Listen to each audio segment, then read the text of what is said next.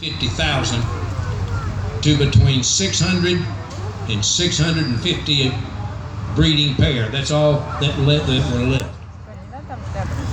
Folks, we came so close to losing these birds. I remember a news team called Huntley and Brinkley.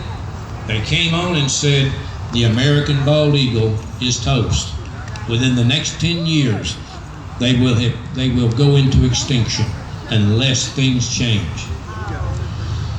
Had it not been for the writings of Rachel Carson's Silent Spring, which was written in 1963, had it not been for her efforts and her sacrifices, which Fish and Wildlife she was employed by them, and they told her then, you publish that book and your tenureship with Fish and Wildlife will be null and void. They kept their promise. They fired her.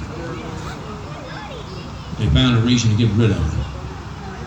But not until that book had been printed and set out on the shelves, and prominent politicians got their hands on that book.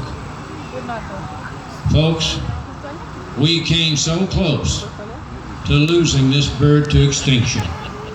It is not funny. 1973, remember, 600 to 650 breeding pairs. By the time that 1982 had come and gone, the count was made, and when it was made, they found that there were 2,800 eagles back in the wild. 1992, count made again, 14 to 15,000. 1998, the count was made. We found that there were 70 to 72,000 bald eagles back. Time looking at delisting them. They did delist them, folks, by the time that President George Bush left office.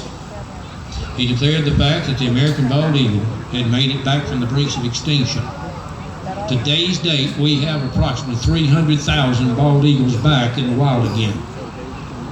But it did not come cheap. Folks, we've got to teach the youngsters what happened, to never ever allow this to again become an issue.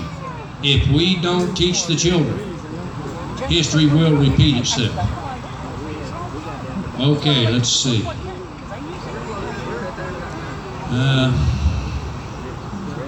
We've got one little girl running around over here. If we can get her just to sit down a few minutes, I promise you I won't keep it long.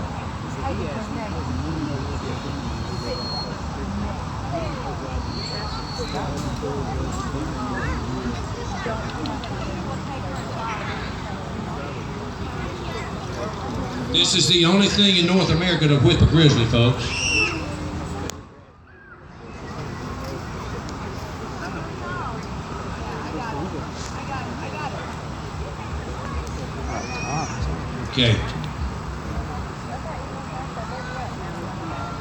Okay, we're going to have the eagle on the fist. We can't fly her. We have too many children that are running around. But I'll bring her out